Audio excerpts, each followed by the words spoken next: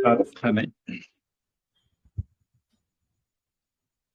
ஓ கஜானனம் गजाननं गणाधिसेवितं भूतगणादिसेवितं कपित्तजम्बू कपित्तजम्बो फलसारभक्षितम् फलसारभक्षितं सुतम् उमासुतं शोकविनाशकारणम् शोकविनाशकारणं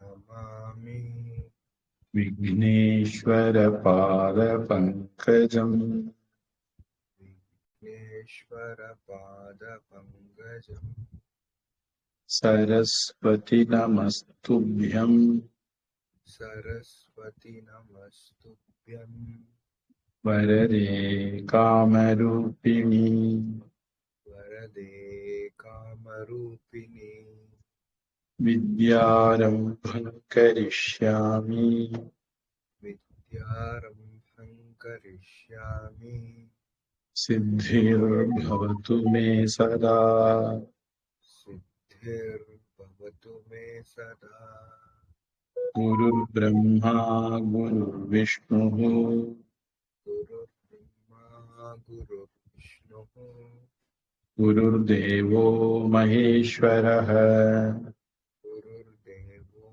महेश्वरः गुरुः साक्षात् परं ब्रह्म गुरुः साक्षात् परं ब्रह्म तस्मै श्री गुरवे नमः तस्मै श्री गुरवे नमः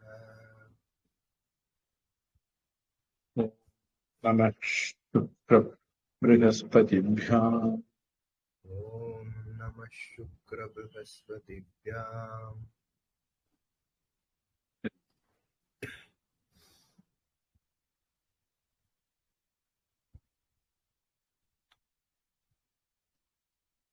நூற்றி 98வது வகுப்புல இருக்கோம்.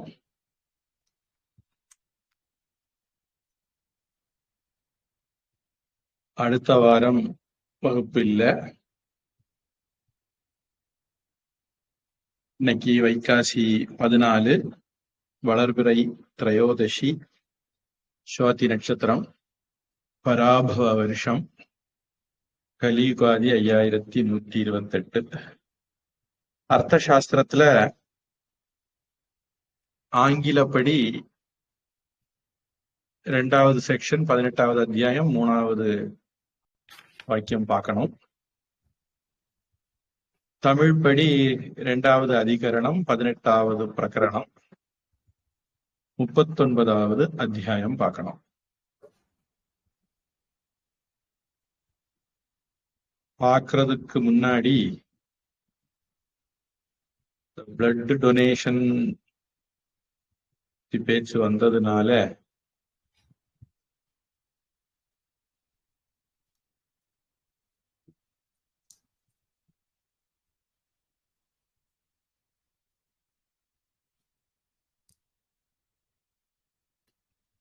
பொதுவா பழைய காலத்துல ரத்தத்துக்கு ரத்தம், கண்ணுக்கு கண் பல்லுக்கு பல் மாதிரி ரத்தத்துக்கு ரத்தம்னு சிஸ்டம் இருந்தது. அது மாதிரி பழைய காலத்துல 1/2 லிட்டர் ரத்தம் எடுத்துட்டு இருக்காங்க. ஏன்னா ஒரு மனுஷனுக்கு உடம்புல சராசரியா 5 லிட்டர் ரத்தம் இருக்கும். 4.5 லிட்டர் 1/2 லிட்டர் அவன் இழக்கிறதுனால உயிருக்கு ஒன்றும் ஆபத்து இல்லை. அதனால 1/2 லிட்டரை எடுப்பாங்க, மீதி 4.5 லிட்டரை விட்டுருவாங்க. அந்த ரத்தமும் 1/2 லிட்டர் தண்ணி குடிக்கிறது மூலமாகவோ அல்லது ஏதாவது ஜூஸ் குடிக்கிறது மூலமாகவோ பால் குடிக்கிறது மூலமாகவோ அந்த குவான்டிட்டி உடனேயே 5 லிட்டரா உடம்பு மாத்திடும். அதுல எவ்வளவு அணுக்கள் இருக்குது அப்படிங்கிறதுல கொஞ்சம் வித்தியாசம் வரும். உதாரணத்துக்கு சிவப்பணுக்களா இருந்தா ஒரு 3 மாசத்துல 3 மாசத்துக்கு ஒரு தடவை நம்முடைய ரத்தம் அழிஞ்சி மறுபடி புதுசா உருவாயிட்டே இருக்கும். அதாவது ரத்தத்தினுடைய ஒரு பகுதி அழியும், புதுசு வந்து சேரும், இன்னொரு பகுதி அழியும், புதுசு வந்து சேரும். இந்த மாதிரி நடந்துட்டு இருக்கு. அதனால அவங்க என்ன பண்ணுவாங்க, 3 மாசத்துக்கு ஒருக்க ரத்தம் கொடுக்கலாம் அப்படின்னு வச்சாங்க. 500 ml எடுக்க வேண்டாம், 350 ml எடுப்போம் அப்படின்னு அதை இப்ப குறைச்சிருக்காங்க. ஆக்சிடென்ட் மாதிரி ரத்த இழப்பு காலங்கள்ல உடனேயே ரத்தத்தை ஃப்ரெஷ்ஷா அடைக்க வேண்டியிருக்கு. ஏன்னா 4.5 லிட்டரை விட அதிகமா இழந்திருப்பாங்க, அதனால ரத்தம் அடைக்கணும். அப்படி இல்லாத பட்சத்துல இப்போ சில பேருக்கு சிவப்பணுக்கள் தேவைப்படும், சில பேருக்கு வெள்ளை அணுக்கள் தேவைப்படும், சில பேருக்கு பிளேட்லெட் தேவைப்படும், சில பேருக்கு பிளாஸ்மா தேவைப்படும். அவங்க என்ன பண்றாங்க, இப்ப ரத்தத்தை வாங்கி இப்படி பிரிச்சிடுறாங்க. பிரிச்சுட்டு யாருக்கு எது தேவையோ அதை சப்ளை பண்றாங்க. முன்ன மாதிரி இந்த குரூப் தான் வேணும் அப்படிங்கிற தேவை வந்து நவீன அறிவியல் வளர்ச்சிக்கு பிறகு குறைஞ்சிருக்கு. ஆக்சிடென்ட் மாதிரி சமயங்களை தவிர எப்பவுமே ரத்தத்தால ரீப்ளேஸ் பண்ற இது தேவை இருக்காது. ஒருவேளை ரத்த புற்றுநோய் உள்ளவங்களுக்கு அந்த மாதிரி தேவைப்படலாம். இப்படி விதிவிலக்கான சமயங்கள்ல மட்டும்தான் ரத்தத்தால ரீப்ளேஸ் பண்ணணும். மற்றபடி சிவப்பணு குறைவா இருந்தா சிவப்பணு கொடுத்தா போறோம், வெள்ளணு குறைவா இருந்தா வெள்ளணு கொடுத்தா போறோம், அப்படி பண்ணா போதும்.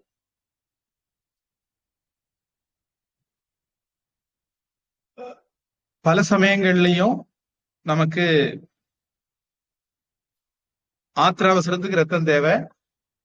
அந்த நேரத்துல கொடுக்கக்கூடிய ஒரு ஆளை கண்டுபிடிச்சு ரத்தம் கொடுக்கறதுங்கிறது எளிமையானது இல்லை. அதனால யார் யாருக்கு சமுதாயத்துக்கு நல்லது செய்யணும்னு என்ன இருக்கோ அவங்க முன்கூட்டியே ஒரு 3 மாசத்துக்கு ஒருத்தர் ரத்தத்தை கொடுக்கலாம். நான் அப்படி கொடுத்துருக்கேன். அப்புறம் எனக்கு உள்ளது பி பாசிட்டிவ்ங்கிறதுனால ரொம்ப காமன் அப்படிங்கிறதுனால எப்பவுமே எங்கிட்ட ஸ்டாக் இருக்கும், வேண்டாம் தேவைப்பட்டா கூட்டுக்கிறோம்ட்டாங்க. இதுல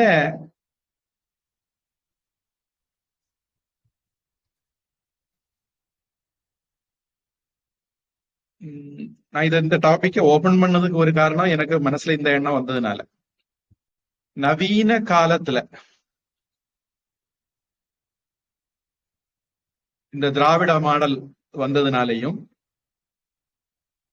சனாதன தர்மத்தை ஒழிக்கக்கூடிய கபோதிகள் கூட்டங்கள் பெருகினதுனாலையும் அவங்க எல்லாருமே பாரம்பரியம், பண்பாடு, ஒழுக்கம், நேர்மை இந்த மாதிரி விஷயங்களுக்கு எதிராக இருக்கிறவங்களா இருக்கிறதுனாலையும் இன்னைக்கு சமுதாயம் அப்படிங்கிறது குடிகாரன், கஞ்சா அடிக்கிறவன், இந்த மாதிரிப்பட்ட ரத்தம் எடுக்க தகாத கூட்டங்களால பெருகிட்டு.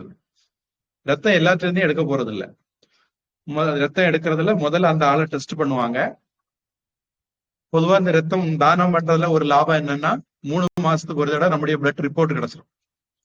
ஒரு மினிமம் டெஸ்ட் உண்டு. அந்த மினிமம் டெஸ்ட் பண்ண பிறகுதான் நம்ம ரத்தம் எடுக்க தகுதியானதா அல்லது இன்னொருத்தருக்கு கொடுக்க தகுதியானதாங்கிறத கண்டுபிடிச்சிட்டு அப்புறம் தான் அதை அடுத்தவங்களுக்கு கொடுப்பாங்க.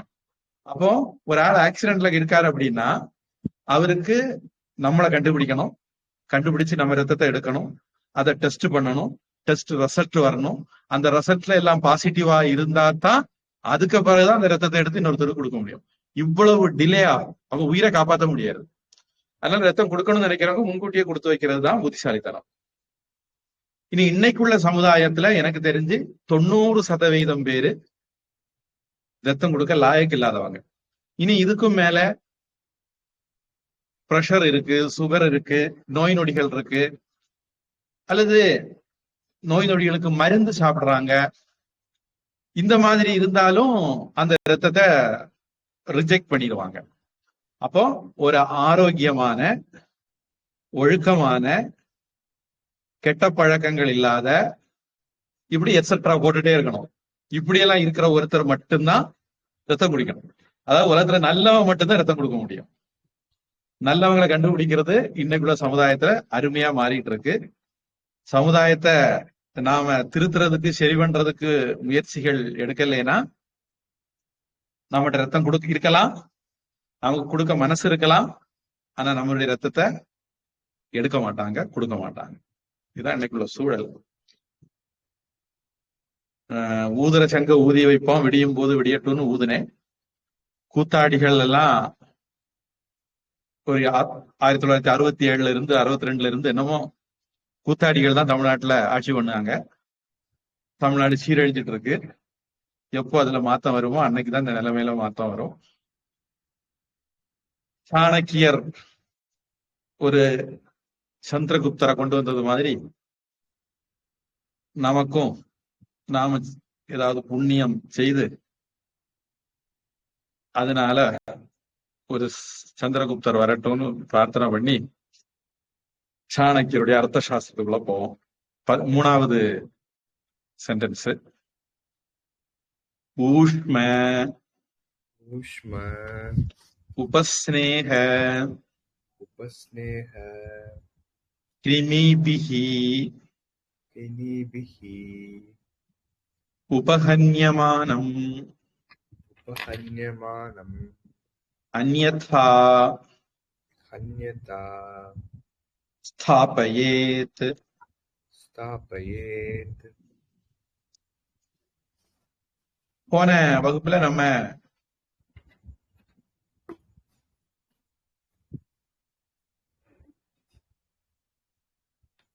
போருக்கு உரிய, கோட்டைக்கு உரிய, எதிரிய தாக்குதற்குரிய,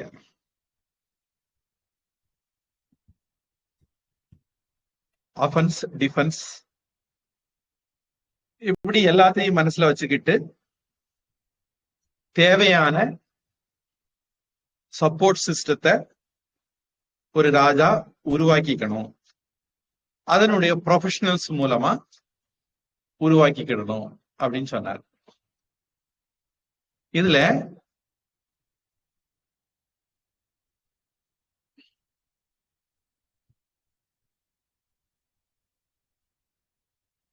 யந்திரம், ஆயுதம், ஆவரணம், உபகரணம்,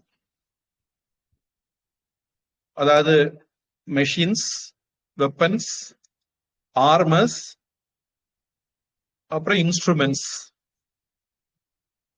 இது எல்லாத்தையும் அந்த துறையில எஃபிஷியன்டான காரு ஷில்பிபிகி. காரு அப்படிங்கிறது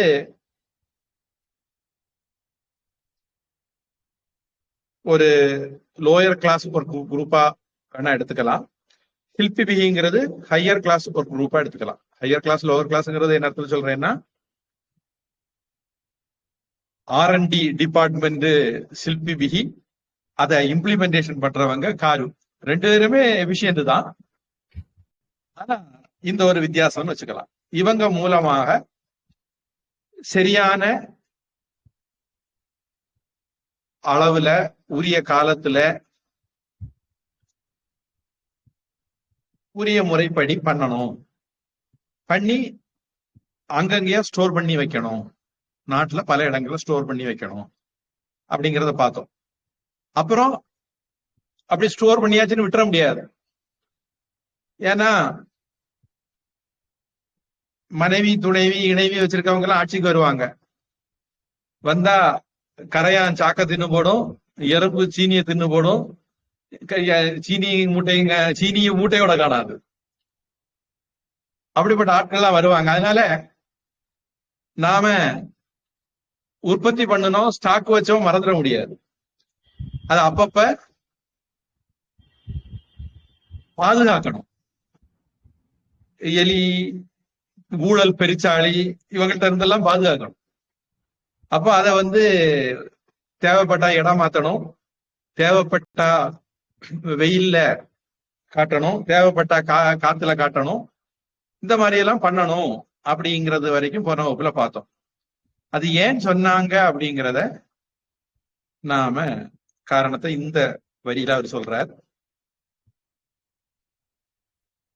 ஊஷ்ம அப்படின்னா ஹீட், சூடு. உபஸ்நேக அப்படிங்கிறது ஹியூமிடிட்டி அப்படின்னு எடுத்துக்கலாம். சூட்டுனால டேமேஜ் வரலாம், ஈரத்தினால அல்லது ஹியூமிடிட்டினால டேமேஜ் வரலாம். பகவத்கீதையில ஒரு ஸ்லோகம் வரும், ஆத்மாவை பத்தி சொல்லும் போது, இந்த வருஷத்துக்கு முந்தின வகுப்பு முடியும் போது அந்த ஸ்லோகம் தான் எடுத்தோம். அச்சேத்யோயம் அதாஹ்யோயம் அக்லேத்யோ சோஷே ஏவச்ச.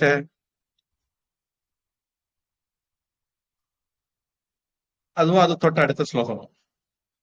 அத எரிக்க முடியாது, நனைக்க முடியாது, உலர்த்த முடியாது அப்படின்னு எல்லாம் வரும். இதெல்லாம் ஆத்மாவுக்கு மட்டும்தான் பொருந்தும். மீதி உலகத்துல உள்ள எல்லாருக்கும், நம்மளை தவிர, நம்ம உடம்பாகட்டு, மனசாகட்டு, புத்தியாகட்டு, ஒரிஜினல் நம்மளை தவிர நம்முடைய உடம்பு, புத்தி, மனசு, அகங்காரம் தொடங்கி இந்த உலகம்னு நம்ம சொல்லக்கூடிய எதுவா இருந்தாலும் சரி, எல்லாமே டேமேஜ் ஆகக்கூடியது, சிதையக்கூடியது, மாறக்கூடியது, தேயக்கூடியது, அழியக்கூடியது. இது எந்த இது வேணாலும் நடக்கலாம். அதாவது அது டேமேஜ் ஆகலாம், அது டிஸ்ட்ராய் ஆகலாம், சேஞ்ச் ஆகலாம், எது வேணாலும் நடக்கலாம். ஆத்மாவை தவிர, நம்மளை தவிர மீது எல்லாமே மாற்றத்துக்கு உட்பட்டது, நம்ம உடம்பு உட்பட.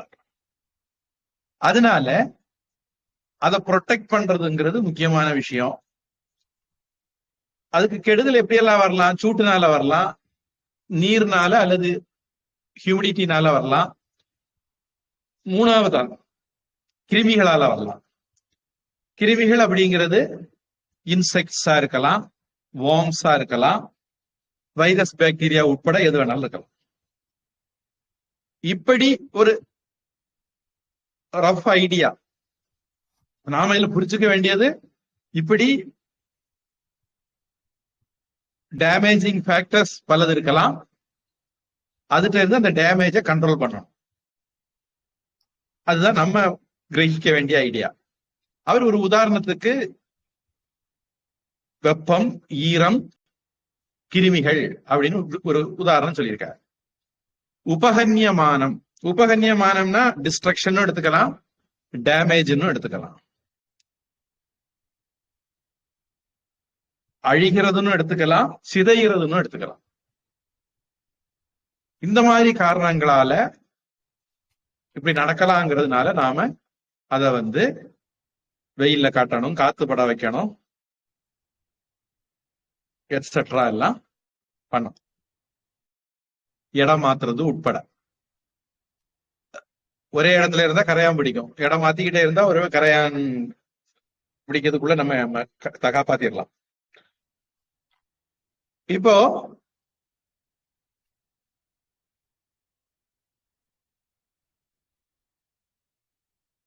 இந்த மாதிரி பாதிக்கப்படாமல் இருக்கும்படியாக அந்யதா ஸ்தாபயேத், அவைகளை பத்திரப்படுத்த வேண்டும் அப்படின்னு அதை புரிஞ்சுக்கலாம்.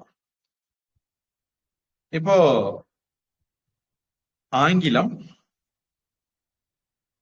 such weapons as are likely to be affected by heat and vapor and to be eaten by worms should be kept in safe localities. இதுல ஒயிட் டான்ஸ் அப்படின்னு சொல்லக்கூடியது கரையான்னு நினைக்கிறேன். அப்புறம்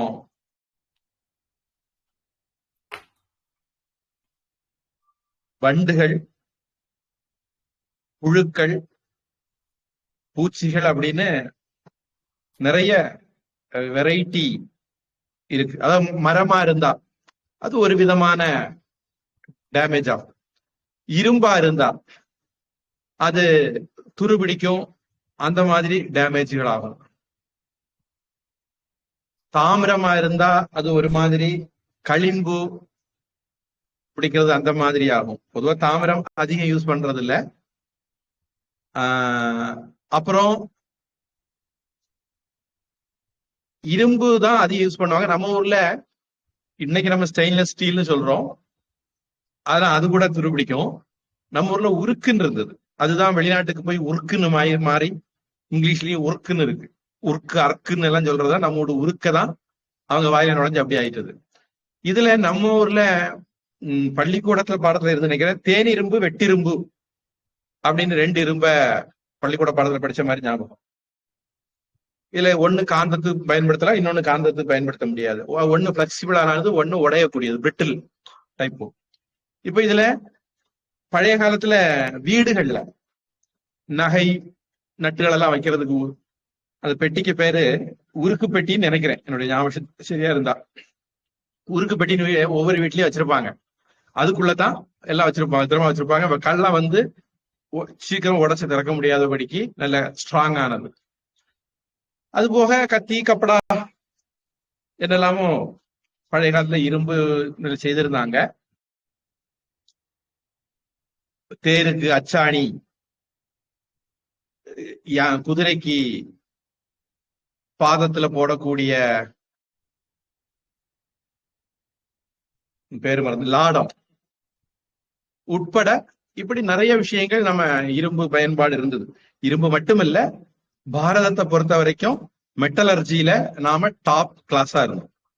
நமக்கு உலோகங்கள் தெரியும், உலோக கலவைகள் தெரியும். பெல் மெட்டல் அப்படின்னா அது ஒரு தனி ஒரு உலோக கலவை. இந்த மாதிரி நாம நிறைய பித்தளை, அதாவது தாமிரம், இரும்பு இப்படி எல்லாம் வச்சிருந்தோம்.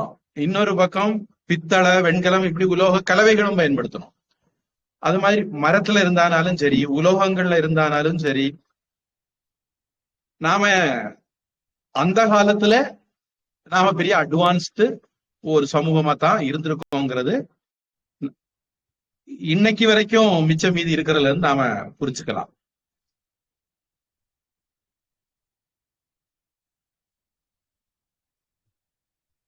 அந்த உருக்கெல்லாம் அவ்வளவு சீக்கிரம் துரு பிடிக்காது. ஆனாலும் இப்படி பிளாஸ்டிக் வந்து மக்காதுன்னு சொல்லுற மாதிரி சீக்கிரம் மக்காது, அவ்வளவுதான்.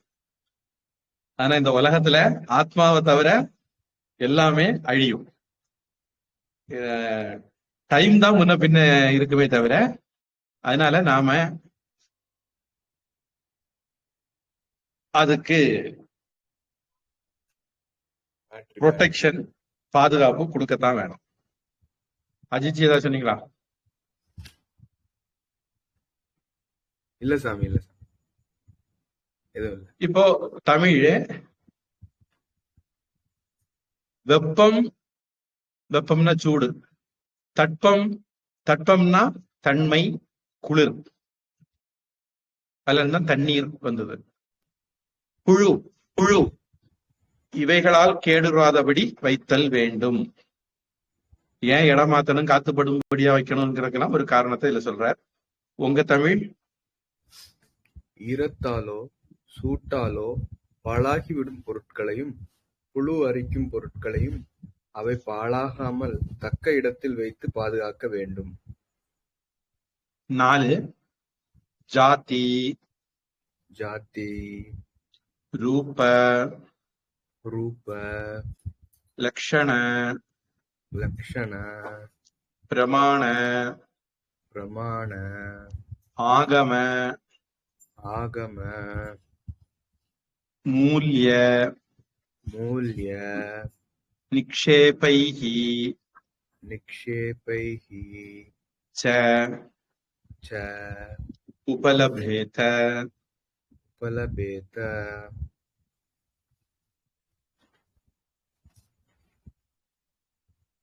இந்த இடத்துல போன வகுப்பினுடைய ஒரு தகவல், ஆயுதாகார, அது ஆயுத ஆகார ரெண்டும் சேர்ந்து ஆயுதாகார, ஆயுதம் வைக்கக்கூடிய இடம். ஆகாரங்கிறது இடம். சரி, இப்ப இங்க உபலபேத, அதாவது உற்பத்தி பண்ணணும் வச்சோம் அப்படின்னு விட முடியாது, மெயின்டெனன்ஸ் பண்ணணும். மெயின்டெனன்ஸ் மட்டும் இல்ல, ஸ்டாக்கும் எடுக்கணும். ஸ்டாக்குங்கிறது எத்தனை நம்பர் வச்சோம் எத்தனை நம்பர் இருக்கு அப்படிங்கிறது இல்ல, அது எத்தனை நம்பர்ங்கிறதும் சரி, எந்த ஐட்டம் எவ்வளவு நம்பர், அதனுடைய ஷேப்பு மாறாம இருக்கா, அதனுடைய குணம் மாறாம இருக்கா, சைஸ் மாறாம இருக்கா, எவ்வளவு உள்ள வந்தது அளவு இருக்கா, அதனுடைய மதிப்பு மாறாம இருக்கா, அப்புறம் எவ்வளவு ஸ்டாக் இருக்கு, இது இவ்வளவும் சேர்ந்தது. பொதுவா உங்களுக்கு நீங்க ஆஸ்பத்திரியில மருந்துக்கு இது மெயின்டைன் பண்ணுவீங்கன்னு நினைக்கிறேன். ஒரு எக்ஸல் ஷீட்லயே கூட பண்ணிடலாம். மருந்து பேரெல்லாம் போடணும், எத்தனை வாங்கணும், எவ்வளவு செலவழிச்சிட்டு இருக்கிறோங்கிறத என்ட்ரி பண்ணிக்கிட்டே வரணும். அப்புறம் நமக்கு மிச்சம் இருக்கிறது இன்னொரு பக்கம் காட்டிக்கிட்டே இருக்கும். சிம்பிள் ஃபார்முலால அதை பண்ணிடலாம். அதுக்கப்புறம் ஒரு எக்ஸ்பைரி டேட் காலம் வச்சுக்கலாம். அப்ப நாம எக்ஸல்ல வந்து எக்ஸ்பைரி டேட் படி ஆர்டர் பண்ண சொன்னா அது ஆர்டர் பண்ணி கொடுத்துரும், இல்ல பேருபடி ஆர்டர் பண்ணா ஆர்டர் பண்ணி கொடுத்துரும், இல்ல சர்ச் பண்ணி எடுக்கணும் சர்ச் பண்ணி எடுத்துக்கலாம். பொதுவா இந்த ரெண்டு நமக்கு அடிக்கடி தேவைப்படும். மூணாவது இது வந்து ஸ்டாக் வந்து செலவழிஞ்சது போக எவ்வளவு இருக்கு அப்படிங்கிறது. பொதுவா எக்ஸல் ஷீட்லயே மேனேஜ் பண்ணலாம். இப்ப நிறைய பேர் அதுக்கு சாஃப்ட்வேர் எல்லாம் போட்டு கூட வித்து குழைப்பு நடத்துறாங்கன்னு நினைக்கிறேன். அது கொஞ்சம் ஹேண்டில் பண்றதுக்கு கொஞ்சம் ஈஸியா இருக்கும். எக்ஸல் ஷீட்ல ஒரு சின்ன கம்பர்சம் இருக்கும், இது கொஞ்சம் யூசர் இன்டர்ஃபேஸ் ஈஸியா இருக்கலாம். சரி, எப்படியானாலும் கிட்டத்தட்ட அது மாதிரியானதுதான். ஆனா அதை விட அதிகமான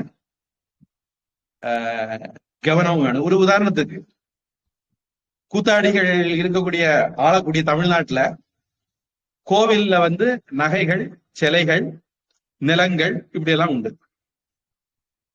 இந்த கூத்தாடிகள் என்ன பண்ணாங்கன்னா சிலைகளை வித்துட்டாங்க, டூப்ளிகேட் சிலையை கொண்டு வச்சிருவாங்க. மயிலாப்பூர்ல அப்படி ஒரு டூப்ளிகேட் சிலையை கொண்டு வச்சிருக்காங்களா, டிவிஎஸ் காரன் தான் கொண்டு வச்சிருக்கானா. டிவிஎஸ்ல ஒருத்தன் மத மாறி கிடக்கான், அந்த மத மாறி போன பையன் தான் கொண்டு வச்சிருக்கான்னு கேள்வி. ஒரு உதாரணத்துக்கு சொல்றேன், நம்பர் பார்த்தா ஐட்டம் பார்த்தா இருக்கும், ஆனா டூப்ளிகேட்டா இருக்கு. நிலம் பல பேருக்கு பட்டா போட்டு கொடுத்தாச்சு, கிறிஸ்தவர்கள் முஸ்லீம்களுக்கு எல்லாம் பட்டா போட்டு கொடுத்தாச்சு. இந்துக்களும் நிறைய அடிச்சு மாத்திட்டாங்க. நம்ம மட்டும் குறைஞ்சவங்களா, நம்ம ஆட்களும் அடிச்சு மாத்திட்டாங்க நிறைய. இன்னைக்கு சாமிக்கு அன்னைக்கு பல பேரு தானம் கொடுத்த நிலங்கள் இன்னைக்கு சாமி கையில இல்ல, ஆசிரமங்கள் கையில இல்ல. ஆசிரமங்களுக்கும் கொடுத்தாங்க, கோயில்களுக்கும் கொடுத்தாங்க, ரெண்டு பேர் கையிலயும் இல்ல. அடுத்தது நகைகள். என்ன பண்ணாங்கன்னா, நகைகள் நவரத்னங்கள் இப்படி எல்லாம் வைக்கிறது கஷ்டமா இருக்கு, அந்த நகையை உருக்கி கோல்டு பிஸ்கட்டா மாத்தி அந்த பணத்தை எடுத்துக்கிடுவோம். அதாவது நகையா இருந்தா உங்க பூட்டங்காலத்துல 50 ரூபா, உங்க அப்பங்காலத்துல 500 ரூபா, உங்க காலத்துல 50,000 ரூபா, உங்க மக காலத்துல 5 லட்சம் ரூபா, உங்க பேரங்காலத்துல 5 கோடி ரூபாயா இருக்கும். இதுவே பணமா இருந்தா உங்க தாத்தா உரிக்கு 50 ரூபா வச்சிருந்தாரு, இன்னைக்கு அது 50 ரூபா தான். சொல்ல போனா டிப்ரிசியேஷன் சொல்லுவாங்க, பண மதிப்பு இழப்பு நடந்திருக்கும். அன்னைக்குள்ள 50 ரூபாய்க்கு மதிப்பு வேற, இன்னைக்குள்ள 50 ரூபாய்க்கு மதிப்பு வேற. அன்னைக்கு 50 ரூபாயில ஒரு கல்யாணத்தை நடத்தி போடலாம், இன்னைக்கு 50 ரூபாயில ஒரு சாக்லேட் தான் வாங்க முடியும். இந்த அயோக்கிய பயில தங்கமா மாத்திரம் பேர் வழி, கோவில் நகைகள் எல்லாம் பாதுகாக்கிற பேர் வழி, பத்திரமா வைக்க முடியலன்னு சொல்லி இந்த பணத்துக்கு ஒரு லாக்கர் சிஸ்டம் வச்சிருக்கலாம், அல்லது ஒரு ப்ரொடெக்ஷன் சிஸ்டம் ஏற்பாடு பண்ணலாம், என்னென்னவோ பண்ணிருக்க முடியும். அவ்வளவு பணம் கோவில்ல இருக்கு. அதை பண்றதுக்கு பதிலா நாங்க உருக்கி ஸ்டோர் பண்றோம், ரிசர்வ் பேங்க் கிட்ட கொடுக்குவோம்னு சொல்லிட்டு ஃப்ராடு பண்ணி கோவில் பணத்தை எல்லாம் மாத்திருக்காங்க. நீங்க இப்ப ஸ்டாக் எடுத்தீங்கன்னு வச்சுக்கோங்க, ஆடிட்டிங் பண்றீங்கன்னு வச்சுக்கோங்க, ஒரு குழப்படி இல்ல, எல்லாம் பக்காவா இருக்கும். ஆனா பகவானுக்கு கொடுக்கப்பட்ட பணம் காணாம போயிடும். லேண்ட் வேல்யூ ஆனாலும் சரி, தங்க வேல்யூ ஆனாலும் சரி, நகை நட்டுகள் வேல்யூ ஆனாலும் எல்லாம் குறைஞ்சிருக்கும். ஆனா ரெஜிஸ்டர் பார்த்தா எல்லாம் கரெக்டா இருக்கும். இவ்வளவு கிலோ தங்கம் எடுத்தோம், இவ்வளவு உரிக்கு கொடுத்தோம், இவ்வளவு பணம் வாங்கினோம், அக்கௌண்ட் எல்லாம் கரெக்டா இருக்கு. ஆனா ஊழல் நடந்துடும். இந்த மாதிரி ஊழல் எல்லாம் நடக்கக்கூடாது. நடந்தா அவன் ஆள்றதுக்கே லாயக்கு இல்ல அப்படிங்கறது நமக்கு இந்த ஒரு வரியில தெரியுது. சாணக்கியர் காலத்துல இதுல எல்லாம் ரொம்ப கவனமா இருந்திருக்காங்க அப்படின்னு. ஜாதி அது எந்திரமா, ஆயுதமா, கவச்சமா அல்லது கருவிகளா, இந்த மாதிரி கேட்டகரி அது ஜாதின்னு சொல்லலாம். இந்த இடத்துல ரூப அதனுடைய வடிவம், லட்சண அதனுடைய குணாதிசயங்கள், பிரமாண அதனுடைய அளவு,